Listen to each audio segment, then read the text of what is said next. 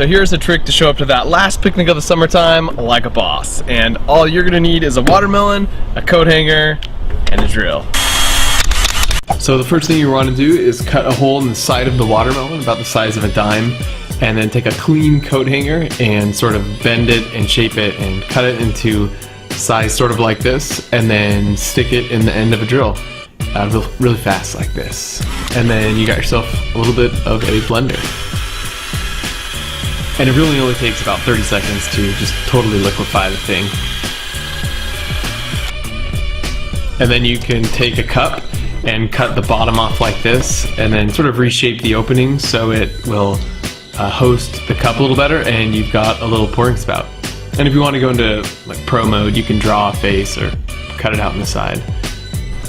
And there you go, pours right out. You got yourself a watermelon smoothie with no mess. And if you want to go into like super advanced mode, you cut a little flat spot on the bottom, and then it'll stay there itself.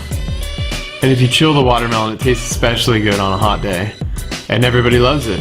You're the hero of the picnic. All that in under 2 minutes. It's delicious. Organic, refreshing, a little bit creepy.